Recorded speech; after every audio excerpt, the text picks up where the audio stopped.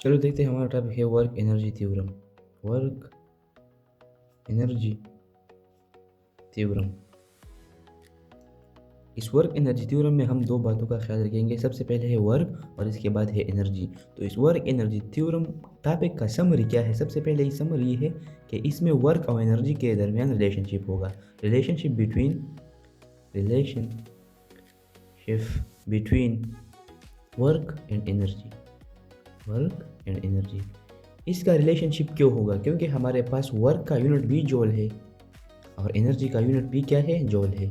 तो इसमें work energy में कन्वर्ट होगा और जो एनर्जी हम पैदा होती है इसमें वो वापस वर्क में कन्वर्ट होगी। और इसका मेन मकसद ये है कि इसमें हम पोटेंशियल एनर्जी और काइनेटिक एनर्जी का इंटरचेंजेबल करते हैं।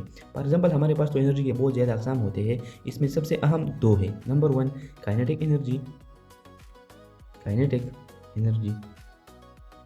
Second one is potential energy. तो इसमें यानी वर्क एनर्जी थ्योरम में हम काइनेटिक एनर्जी को पोटेंशियल एनर्जी में कन्वर्ट करेंगे और पोटेंशियल एनर्जी को काइनेटिक एनर्जी में, यानी मतलब काइनेटिक पोटेंशियल काइनेटिक में और काइनेटिक पोटेंशियल में। तो इन दोनों के दरमियान इक्विलिब्रियम आएगा।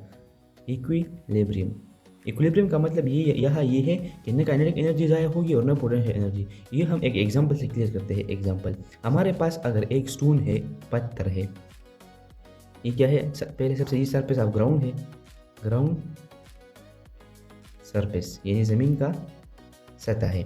इससे ये पत्थर है, स्टोन, इसको हमने उठाया ऊपर की तरफ। जब हम इस पत्थर को ऊपर की तरफ ले जाते हैं तो इसमें पोटेंशियल एनर्जी स्टोर होती है। क्या होती है? इस पत्थर में पोटेंशियल, अगर हमने ये पत्थर यहाँ लेके आया तो इस पत्थर में पोटेंशियल एनर्जी स्टोर हुई। जब हम इस पत्थर को वापस छोड़ देते हैं तो ये नीचे ज़मीन की तरफ आएगा और ये पोटेंशियल एनर्जी ख़त्म होगी और काइनेटिक एनर्जी इसमें ऐड होगी, क्योंकि काइनेटिक एनर्जी मोशन की वजह से होती है। तो अब इस पत्थर में मोशन नीचे की तरफ पैदा होगा तो पोटेंशियल एनर्जी तो अभी ख़त्म हुई ना, और ये पोटेंशियल एनर्जी यहाँ पर इसके पास क्या है? पोटेंशियल एनर्जी है।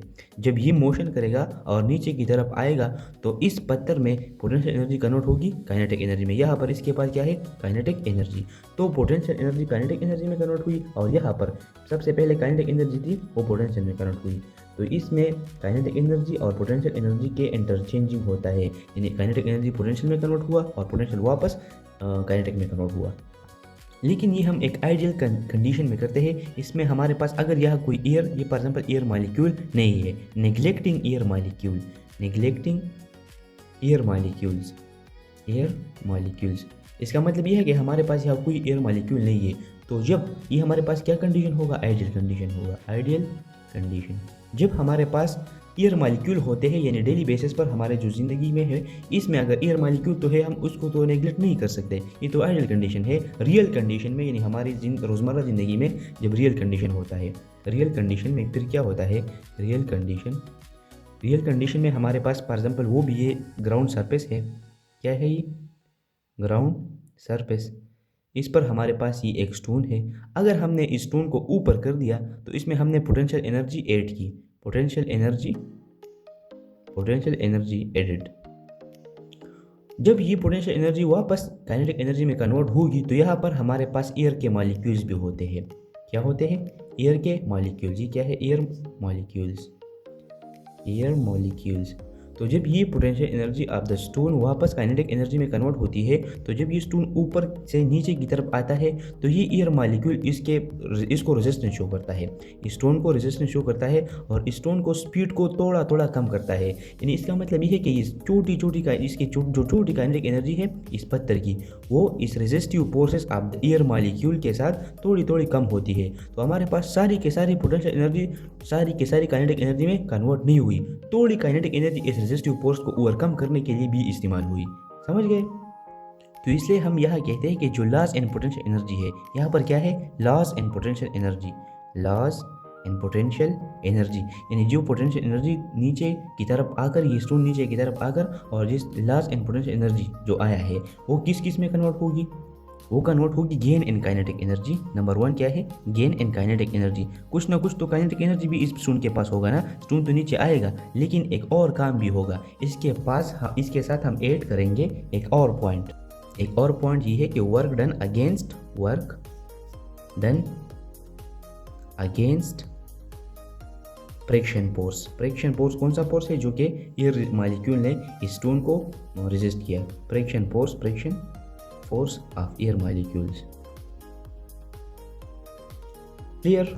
अब इस सारे डिस्कशन से हमें ये भी क्लियर होता है कि हमारे पास काइनेटिक एनर्जी पोटेंशियल में कन्वर्ट होती है, तो हमारे पास जो लॉस इन काइनेटिक एनर्जी है, फॉर एग्जाम्पल हमारे पास ये बॉडी ऊपर से नीचे की तरफ आई, loss in potential energy gain in kinetic energy के बराबर होता है। पॉइंट ये है कि loss in kinetic energy is equal to gain in potential energy, gain in potential energy.